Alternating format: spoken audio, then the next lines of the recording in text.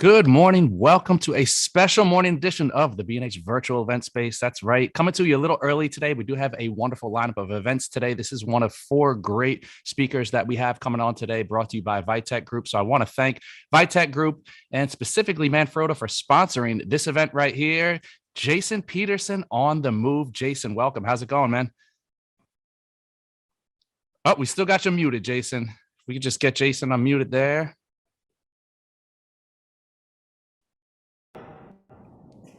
How's that? Go. Perfect. There we go. Hi. Perfect. Let's go.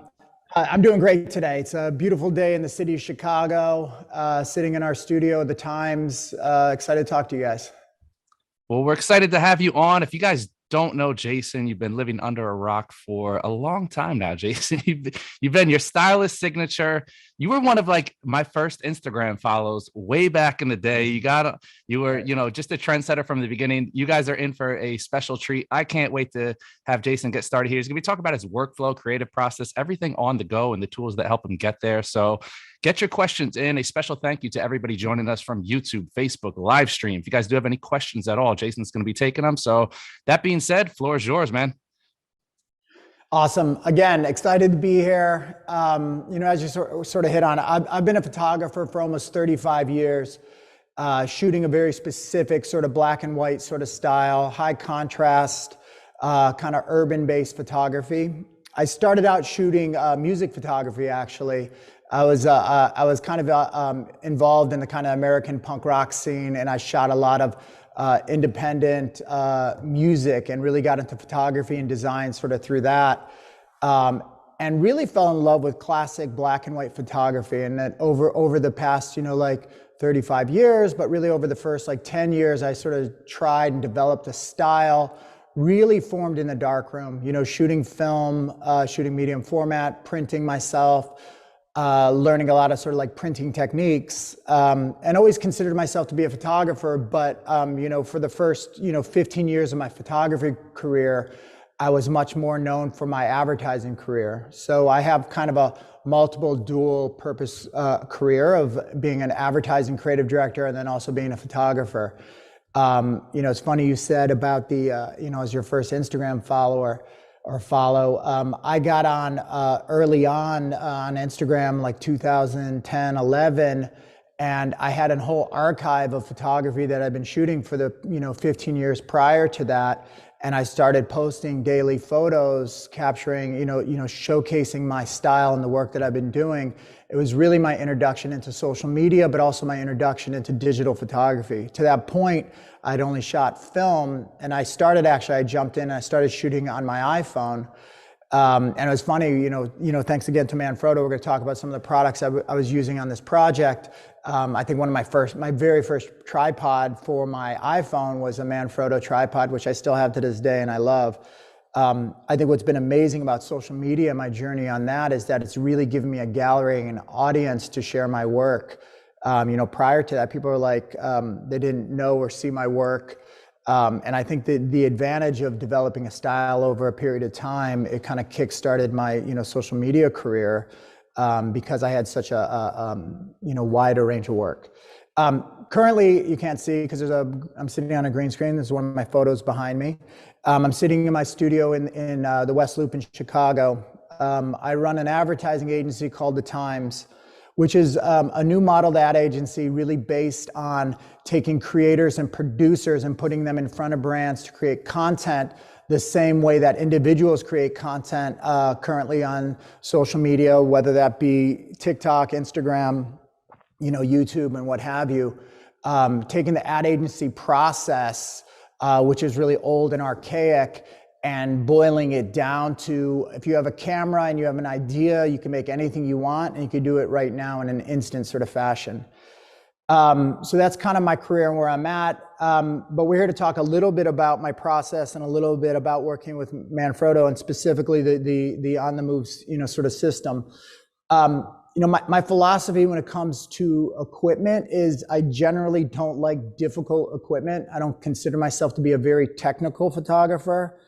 I have all the patience in the world to wait for a photograph, wait for an image, wait for that perfect light, wait for that person to walk into a scene, but I have zero patience when it comes to equipment.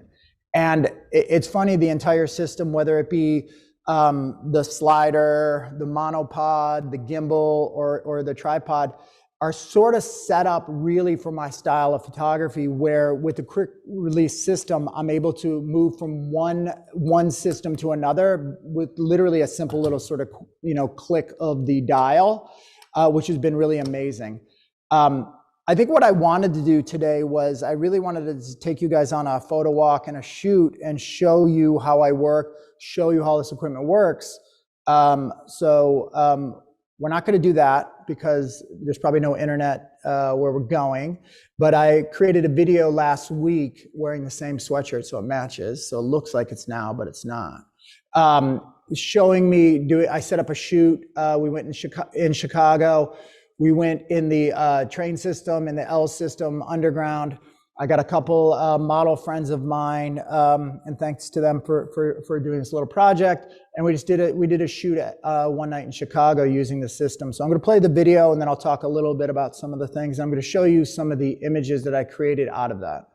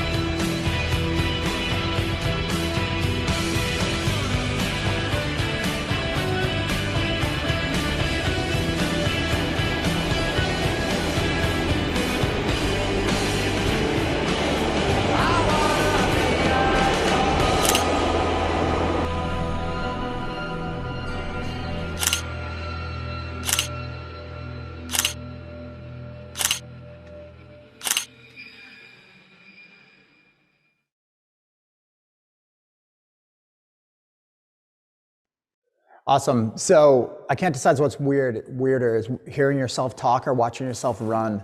But it was a really great time using the system. The ability to move from one thing to another for me, especially, this is a little different because I was setting up the photographs, but in natural sort of environments for me, the ability to have a system that will move with me as quickly as I want is really amazing. The ability to take the camera off of the tripod, off of the monopod, off of the gimbal and go handheld on it is really important to me.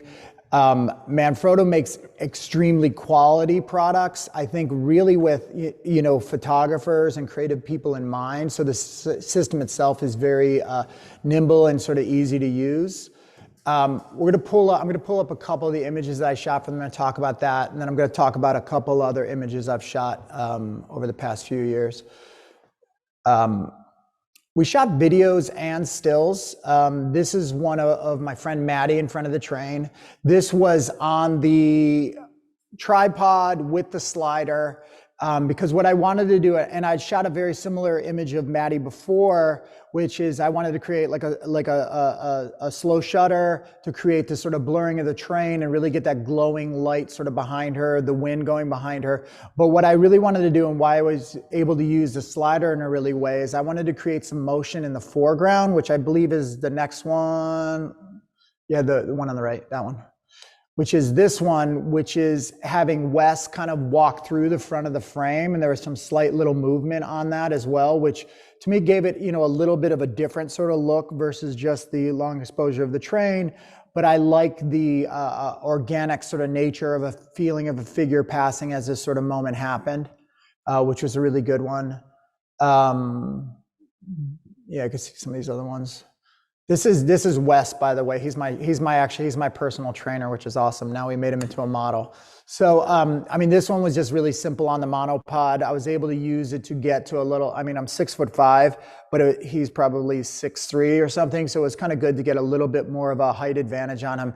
And using the monopod, I was able to keep the camera steady and just have the movement of his head sort of shaking. I wanted to create this kind of like blurring effect, on his face. It's a very like Avedon sort of vibe. What else we got? This one was really just about, composition, more so than anything else. I styled these guys in a very sort of like, retro-y sort of like, 1940s, sort of vibe. I wanted to have the composition of the two sort of models against each other. That was one actually, that was shot on the tripod. So I had it up higher up on the legs on the tripod. I originally was shooting with some movement, but I liked it just by itself without a train going through. That last image, the one your cursor's on, this is one which was great. And this was actually, because when we got onto the train, I was just seeing these reflections on the window and I was trying to look at different ways to sort of capture them.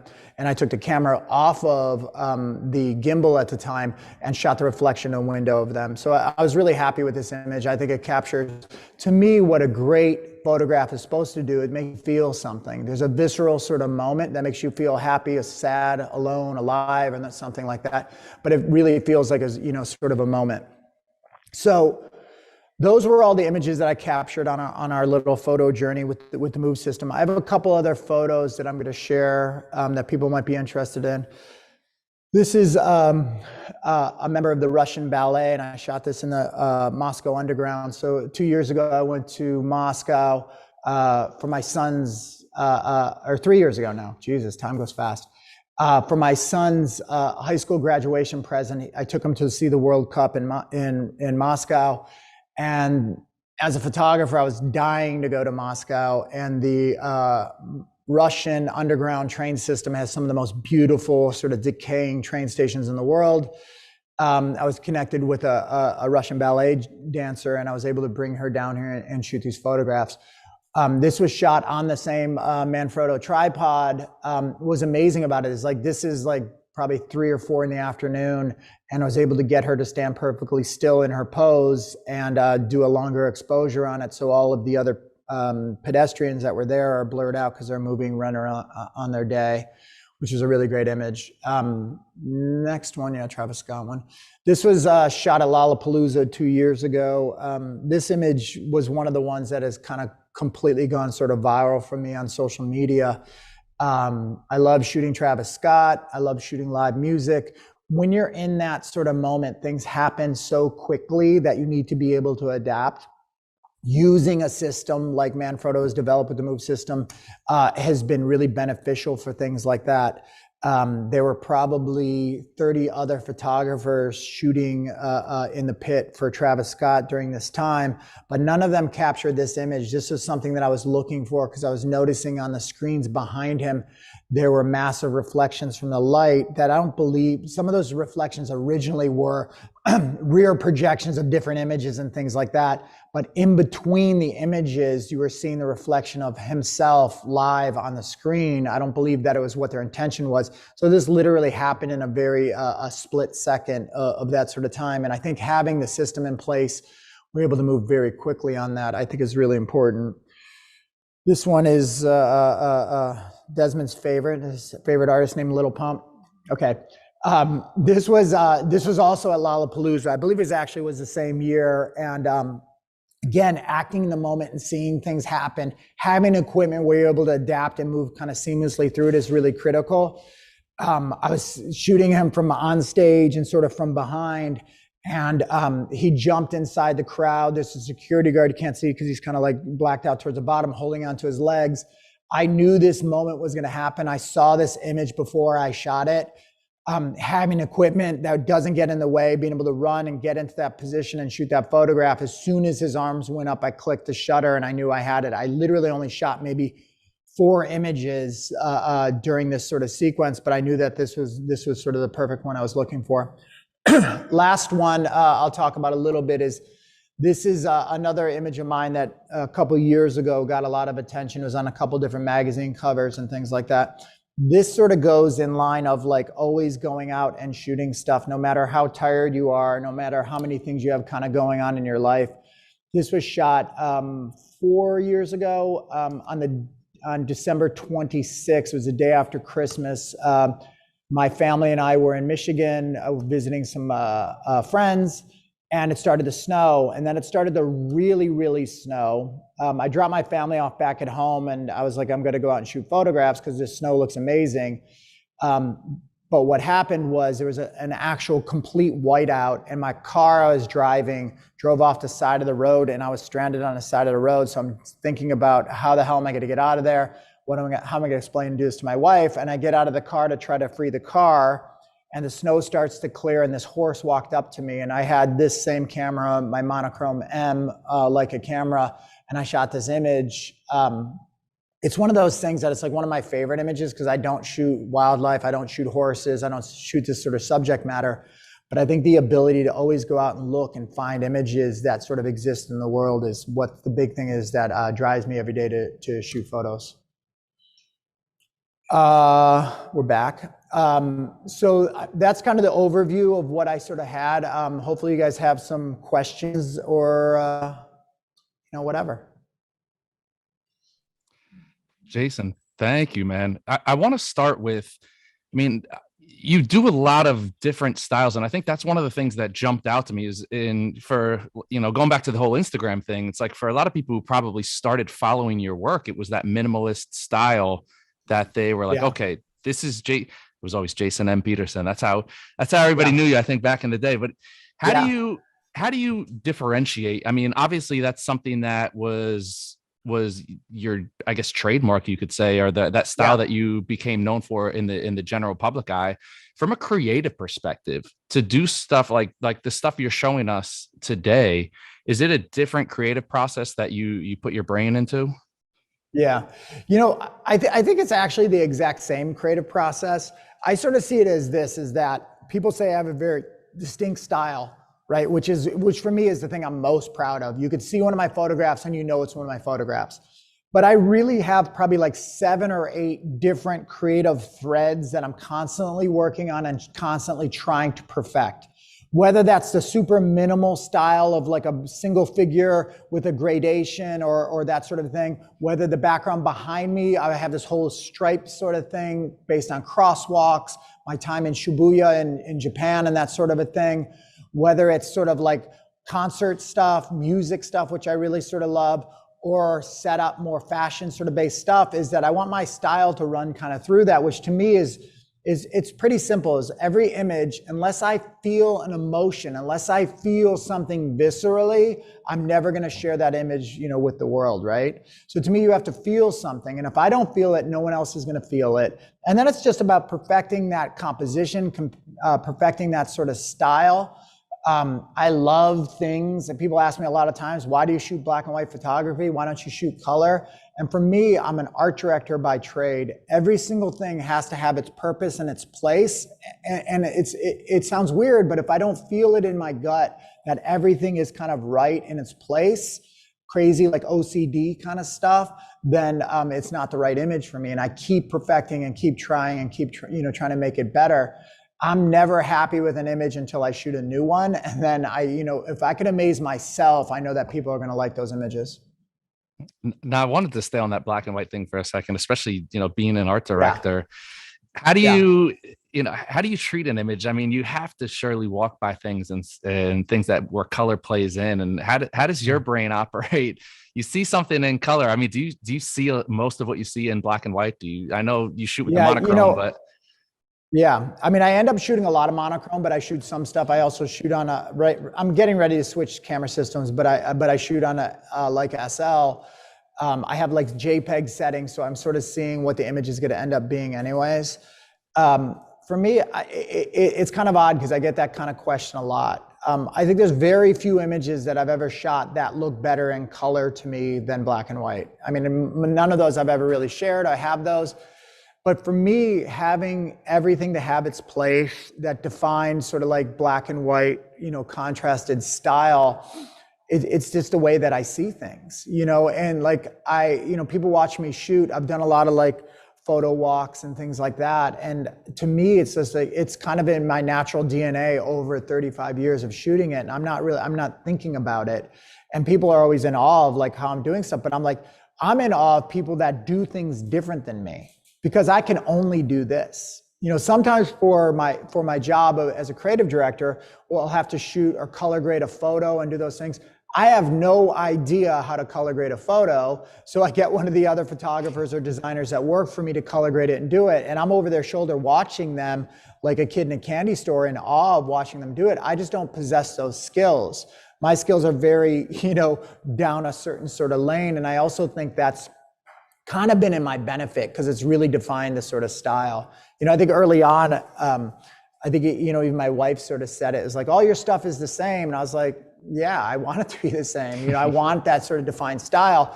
And I think that comes from, I was a real like photo history sort of buff, a lot of photographers from the 50s and 60s that I loved. I would always see my favorite ones, like a Helmut Newton, like I would know who the photographer was. And my whole goal was to develop a body of work that would define a style.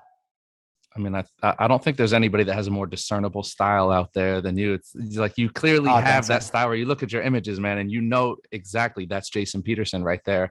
Yeah. Does that, I mean, it's a conversation we had yesterday. We had a webinar yesterday and we kind of talked about how, there's two types of people. There's people who they stick to their style, and it's like you said, like a Helmut Newton. You know a Newton when you see a Newton. And there's people who they bounce, they grow, they progress, they try different things out. Do you ever find yourself getting in a rut where you're like, do I want to go outside of my style, or is there stuff that you do like personal work wise that's different than what we all see? There's definitely not. I've never been in when people say they're in a creative rut or whatever, I honestly, not saying for a fact, I don't understand what that means. Like for me, I can go out and find these images no matter where I sort of go. I don't find it limiting at all. What I like to do is challenge myself and shoot different things, whether that be like the horse photo and shooting nature photos, whether it was my big push about 4 years ago, I really pushed back into music in a real way and said, I want to take my style and I want to direct music videos. I think since then I've directed probably 12 music videos. 2 years ago, I said, I want to start making murals of my work and I want to paint. So I would take a lot of my images in Chicago. I have 3 different murals, that I've taken of my images and painted, done a couple in Miami for Art Basel. So I try to push my style and my point of view into maybe different subject matter that might make me a little uncomfortable or a little bit new to it, but I'm not changing my style. I still have that exact sort of, point of view. That's how I find it exciting. There's nothing better for me, like someone hits me up on Instagram, oh, you're so lucky, you live in Chicago, you live in this urban environment, you get to shoot cool stuff. And I see you there in the middle of nowhere in Oklahoma, and I'm like, I'm gonna go to Oklahoma and I'm gonna show you what I'm gonna do in Oklahoma. Like, I love kind of switching up sort of like landscapes or different sort of things and challenge myself. How do I apply my style to those scenarios? That's a great perspective, man. I mean, I think coming from New York, people say that all the time. It's like, oh my God, you live in New York, and here I am. And I'm like, Yeah. I would die to be anywhere but New York, because I've been shooting New York for as long as I can remember. Now, yeah, exactly. Talking about stills and video, obviously, it's something you've transitioned to over the years. Is there one that you prefer over the other as video? I honestly don't really see a difference in it. My professional career of being a creative director and an art director, it was probably always more video based, or I think early on it was probably more stills and art directing, stills and other photographers. I kind of like realized with video kind of early on, I was on a production. I was shooting a big package for State Farm. I did that commercial where the baseball goes through the window and then the kid says, "Can I get a hot tub?" Right? So we were shooting that commercial, and then I was like there, and we're spending millions of dollars on these commercials. There's a giant crane and a rig, and the guy's directing it. I look up at the camera, and he literally has a Canon Mark III 5D, the same camera that I have sitting in my bag, right? Yet I'm paying these people to do all these sort of things for me, versus like, I could just get on a crane myself. I could get my Manfrotto stuff and I could just go and make and do this myself. So that was kind of the big inspiration for us starting the Times in a different kind of ad agency, where we're able to just make and do stuff ourselves versus farming it out and giving it to other people. I know photographers are in the position to take advantage of that sort of a thing. Ad agencies are crippled, and anytime that anyone has worked in an ad agency, like, God, it's such bullshit, it takes forever, they don't know what they're doing, and blah, blah. It's because it's all bullshit and they don't really know what they're doing. The ability to get a client what they want, shoot video, shoot stills, and make it is like in our hands as sort of creative people. I know I went around your question a little bit, but I always do come back to shooting stills. Like, I mean, shooting stills is like for me, that magical sort of moment. Like, it's I've said this before, it's like a hunt or it's like a journey, but as soon as I shoot an image that I know is amazing, like my heart's like, oh God, I got it. You know what I mean? And it feels like it's that constant quest, for that sort of thing. Well, it's good to know that you feel what we all feel, as out here struggling, trying to get that next shot, and just as excited to get that next shot and push the boundaries. Now, I want to talk a little bit about, I'm going to bring it up, the Instagram topic, as far as motivation is concerned. And what are your thoughts as far as, you've been around since the film days. You've been around since people were hitting the pavement and getting their work out to creative directors, handing it to them. How has the process changed, and how is it still the same as far as people getting out there, getting their work noticed? It's definitely a hustle. More than anything else, that's part there's the art side and there's the business side to kind of anything. I think the great equalizer about social media, and a lot of people don't know this because I kind of came up through social media and say, oh, we got all these woes and these problems about how to break through on social media. I'm like, prior to that, getting a portfolio, getting a rep, going out there and pounding the payment and doing those things, not just from a professional point of view, but even from like a gallery point of view or a fine art point of view, always was a turnoff for me, mainly because the pretension that went around the industry. Like, for years, I wouldn't call myself a photographer because I'm like, photographers are pretentious as shit. I didn't think they were cool or had any of those, like I didn't want to be a photographer. I thought they were like corny. So really it was at the onset of social media that I go, wait, I could take all these photos that I literally have hanging in my closet and maybe a couple of my friends would see and know about, and now I have a gallery that I could push out there and do it. The important thing that people look at social media is they want immediate results. Social media is a party. You don't show up to a party and stand there and look cool and say nothing. You talk to people, you interact with them, you engage with them, you ask them about themselves. That's what social media is. You can't just put an image out there and expect the world to love it. Talk to people about their work, explain what your work is, interact, engage with them, comment, like, DM, get into the weeds of that thing. And then that's where you sort of feel the whole thing and go, okay, this guy shoots cool images and he's not an asshole and I want to interact and I want to engage with him. So I'm going to like his work. I think that's kind of the important thing. And a lot of people ask me, well, is it too late? Like, I think it's never too late. You know, there's always innovations. There's always new things that are going on in social. You know, look at what's happened in TikTok in just the last like year and a half, taking your process, taking your work and pushing it out there in a way that's going to be right and relevant for you, I think is the important thing. Finding your own voice is the biggest thing in the world, right? I think it's fine to look at other photographers and, okay, I want to emulate or work on your sort of style to learn as part of that process. I think your end game needs to be, how do I develop a style and a point of view that is uniquely my own? You know, to me, that's the thing that I've always strived for. That's a great point you put there. It's kind of use people for inspiration, but ultimately don't let it drown out your own voice and your own creative vision.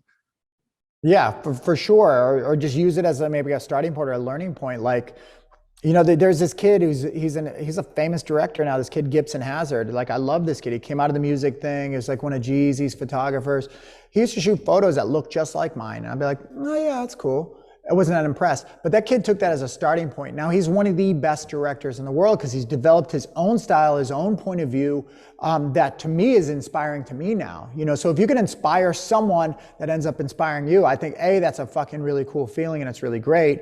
Just don't stop with your inspiration or where you're sort of at. Like, make it your own and figure out your own sort of path and way into it. And that's certainly what I've done with my inspirations and my favorite photographers. You know, like if I could turn the camera around, you would see I have a massive book collection, literally probably 2,000 photography books that I have studied and looked at and understand what these images are. And I use that as my inspiration constantly, but also make my own lane in this thing.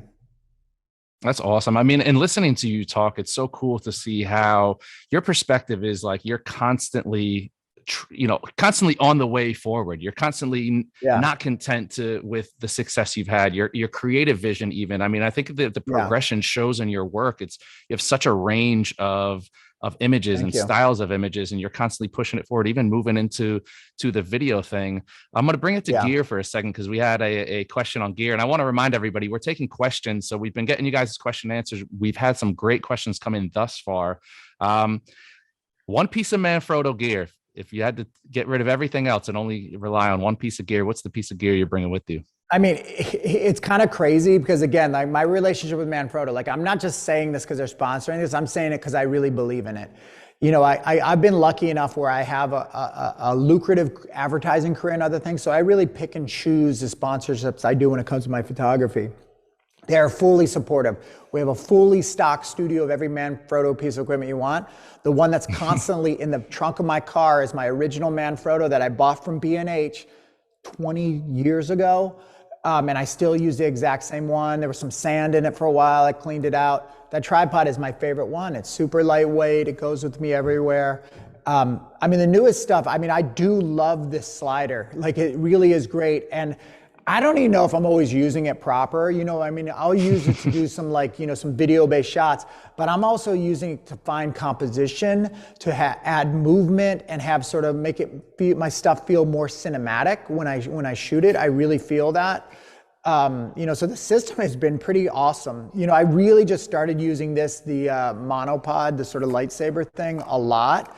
Which has been really great, especially in like difficult lighting situations where I might be shooting at a slower shutter speed. Using the monopod has been really sort of amazing. So awesome. Now I noticed a lot of motion in the images that you showed. Is that something that comes down to what you said, having to feel an image and really an image? Yeah, for sure. Like I love that, like classic film sort of like there's a deeper story sort of going on, and especially with the stuff that I shot for this project, like I wanted to have that classic sort of film sort of narrative, and using the system sort of helped me sort of get there. I think movement is a really important thing. You know, but at the same time, I'll shoot a lot of stuff where I'm literally standing on a street corner waiting for 45 minutes for one person to walk through and hit the light in the alley just in the right way. And I talked a little bit about the beginning is like, I have all the patience in the world for that, but I don't have any patience for malfunctioning equipment that doesn't proper well, or, you know, work in the proper sort of way. That comes to, you know, that comes on the cameras and tripods and everything else too. I'm going to bring it back. We've had a lot of people asking about the move system. So the Manfrotto move Yeah. system, they're curious about it. Thoughts on it? If you can give us a little insight into that system. I mean, again, I mean, I don't want to repeat myself too much, but I mean, the system itself to me is really amazing, especially with the ease that you're able to take your camera and put it on every single different sort of piece of it. You know, doing, you know, sort of the shoot that we did, it was really an interesting test on that, where I was able to go, like literally we had no permits, we had no nothing. We're chasing a train. Okay, one's coming here in 3 minutes. I'd set up on the slider and do that. I'd move over to the gimbal, chasing him down. Okay, now we're going to jump on the train and shoot these sort of things. The system itself literally worked flawless with that whole thing, which was great. Like, I can make a narrative a Hollywood movie hands down with this system. You know, really was sort of amazing.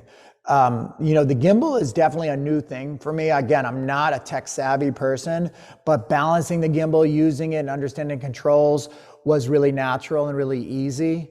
I did look stupid running in the video though. So like, I don't know, I got to work on that. You weren't that bad. I know.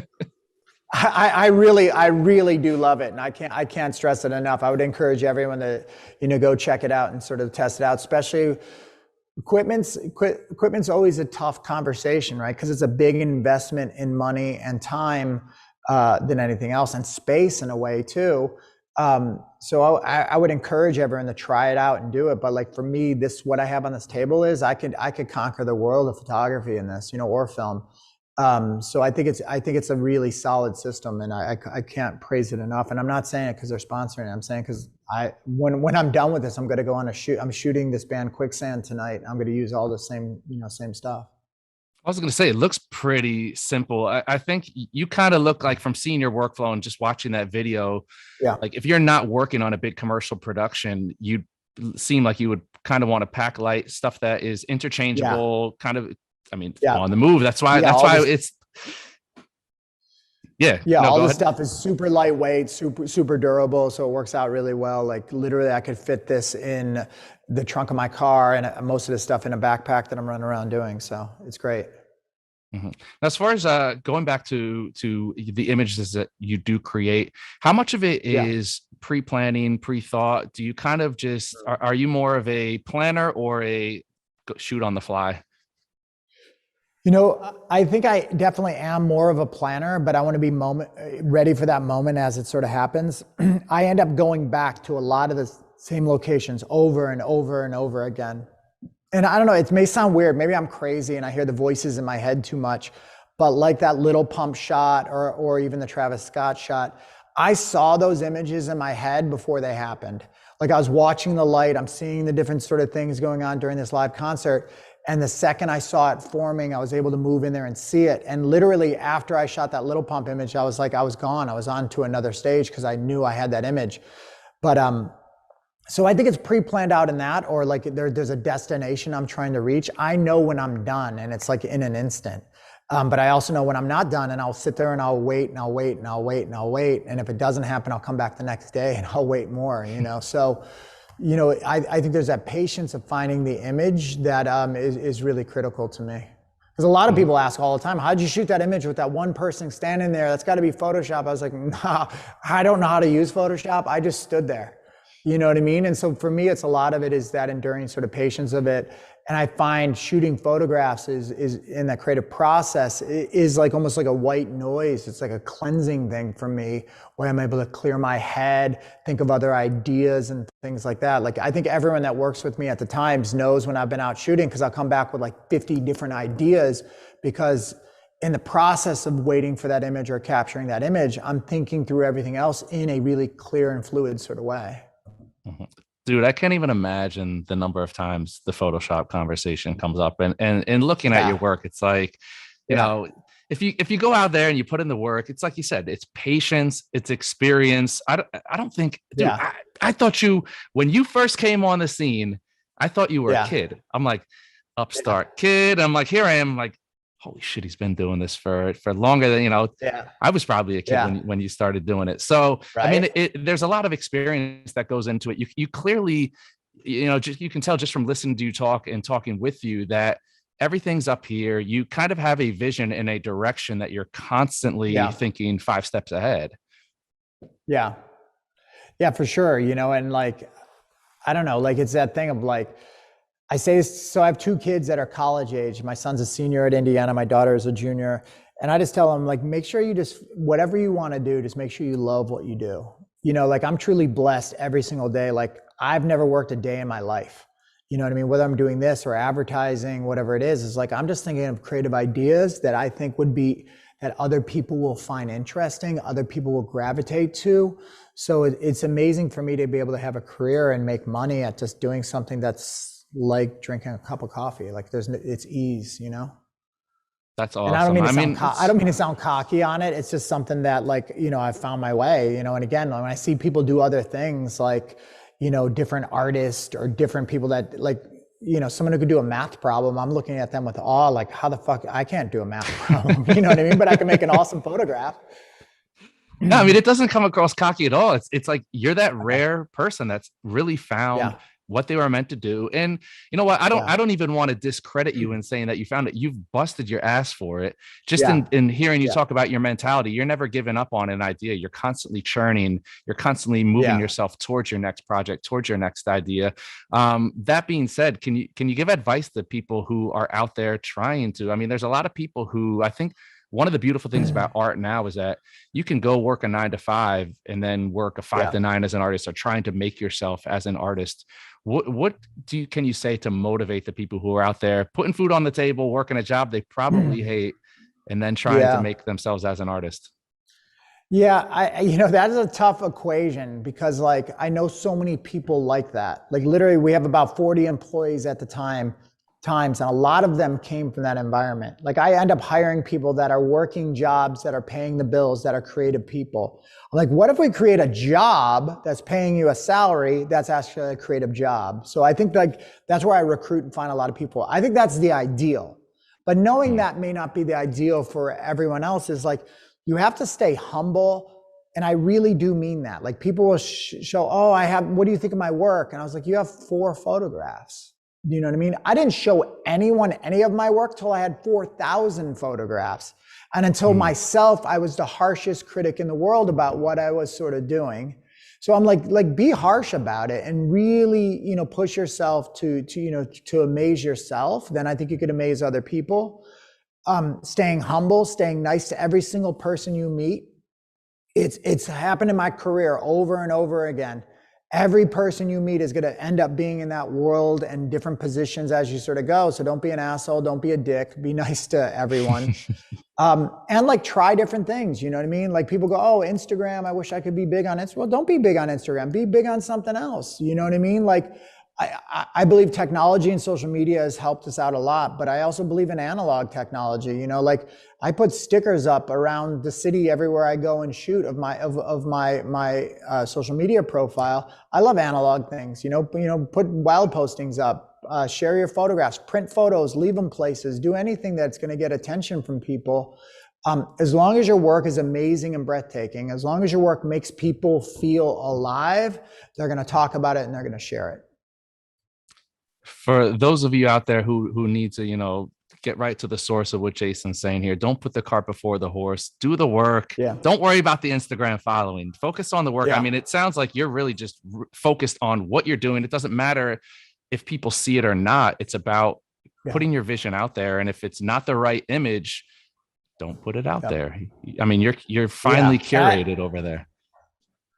Yeah, I think that's a big thing. Like people will look through my camera roll. Well, why didn't I see that photo? I'm like, it's not good enough. You know what I mean? And I am my harshest critic, constantly. So like, I think be tough on yourself, but also like have fun doing it. It's like, for me, I get amazed every day. I'm like, I get paid to shoot photographs. Like, this is so awesome. So. And now you said you got a lot of books over there, a lot of inspirations. Is there maybe one source, one book that you recommend people checking out or somebody's work?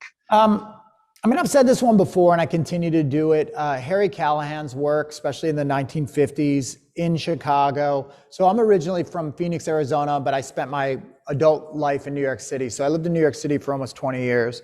I moved to Chicago 10 years ago, and I was always obsessed with Harry Callahan's work. He's a photographer, he's from Michigan, came to Chicago a lot to shoot. There was a very specific image he shot in Chicago down in the loop of a long, skinny alley with a little man standing at the bottom. That was always like, when I saw it, I was just like, I want to make that. Like, I mean, you see it, and it's my images aren't as good as that. Like, I'm still chasing and trying to do that. But it was his sort of point of view when it came to the city of Chicago, maybe with some of Stanley Kubrick's photography that when he came to Chicago as well, that really inspired me to welcome me into the city and help develop a style. So I think Harry Callahan is like my favorite and biggest sort of influence, more than anything else. Interesting. Now to jump to the other side, challenges. What's probably the biggest challenge you faced, and how did you overcome it, or what did you learn from it? I don't know. I think there was for me early on, there was a confidence thing. Like, again, I was an art director in advertising who shot photos on the side, right? Two of my best friends I grew up with are professional photographers. So they were the photographers. I was the advertising guy. Hey, can I hire them and give them a job? Which, I would do. I'd always help my friends out.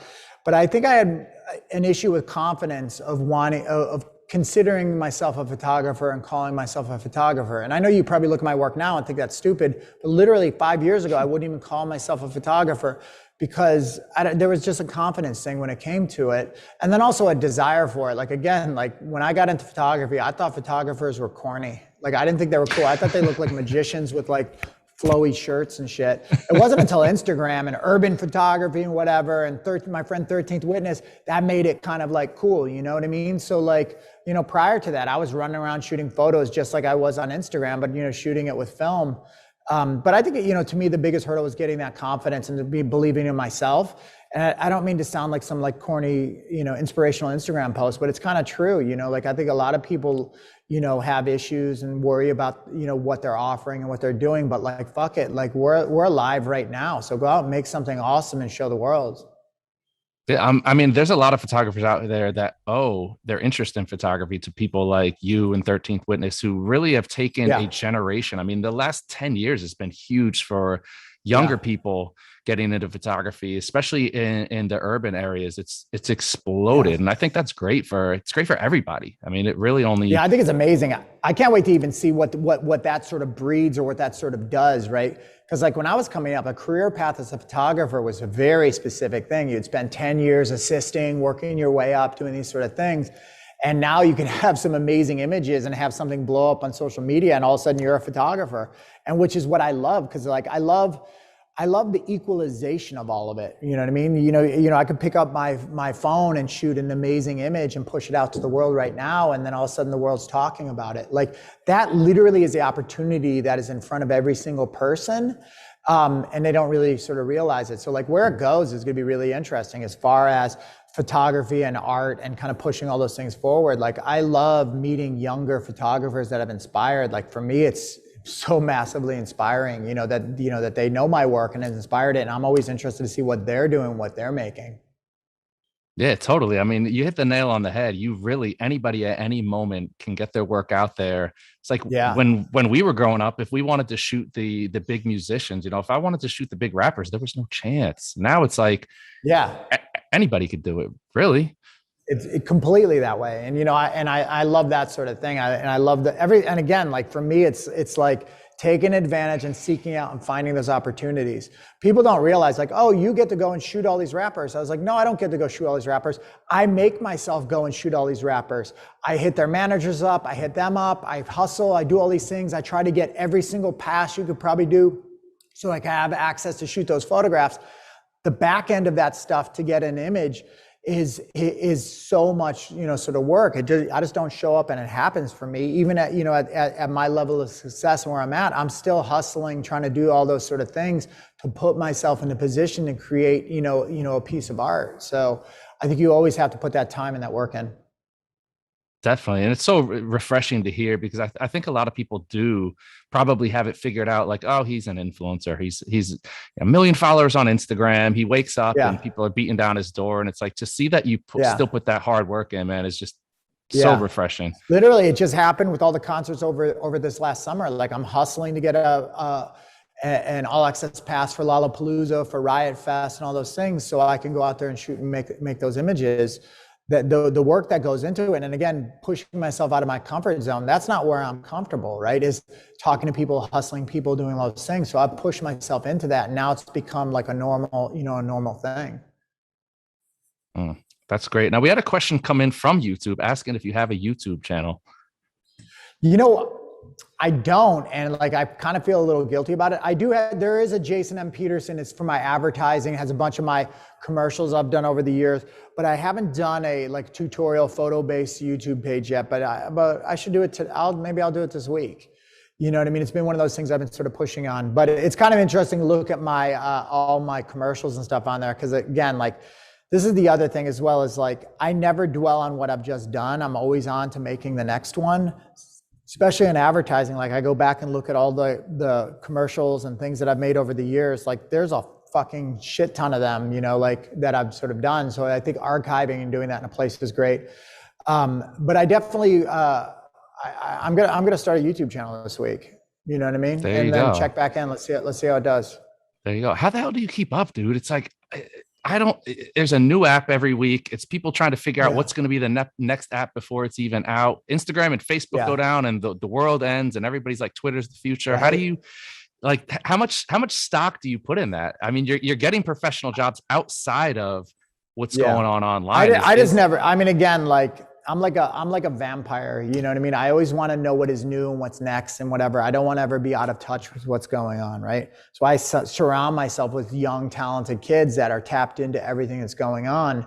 But I'm constantly trying and looking for other things where I can apply my point of view, where I can apply my style to, right? You know, to say like I mean, the classic photography thing. Oh, I shoot film. I'm a film purist. Like locking yourself into a medium versus locking yourself into a point of view or into a style, I think is kind of, I've always found to be crazy. So I'm not defining myself by Instagram. I'm not defining myself by digital photography. I want to know whatever is going to be next, and how do I apply myself to that? Dude, I like your work even more hearing you talk about it. It's it's a lot of great perspectives, man. But we saved the hardest question for last year. Now, okay, think about this before you answer it. Who's got the better pizza, New York or Chicago? Oh shit. I mean, that's you get sound effect. Awesome. That's a tough one, because like pizza goes down into styles. But I will say my favorite visceral moment is getting a classic New York slice from Ben's Pizza in Soho with an iced down Coke during the summer, walking through Soho or Nolita, eating my slice of pizza with an iced down Coke. There is no better visceral feeling than that. But I like everything else. I mean, that's my ultimate pizza, is a plain slice from Ben's with an iced Coke. Done. Out of all the gems he dropped today, I think that is the gem of all gems. There you go. There. New York pizza. You guys heard it here first. Jason, I honestly can't thank you enough, man. This was just, thank you guys. It was great not only to just see your work. It's always great to see your work, but to hear what goes on behind it and hear how motivated you are. And I think a lot of people equate success to just taking your foot off the gas. And you've shown us that that's not true. And you really, you only push down on the gas harder. And it's, like I said before, it's refreshing to hear, man. Awesome. I appreciate it. Thank you guys. Thank you, Manfrotto and B&H. Definitely. Manfrotto, thank you for sponsoring today's event. This was great. To all of our viewers out there, everybody who got your questions in, thank you for watching. Again, another special thank you to Jason. Stay tuned the rest of the afternoon. We got a lot of great events coming to you the rest of the day, brought to you by Vitek Group. That's all for now. Go get some New York pizza. This has been another rendition of the B&H Virtual Event Space in the book.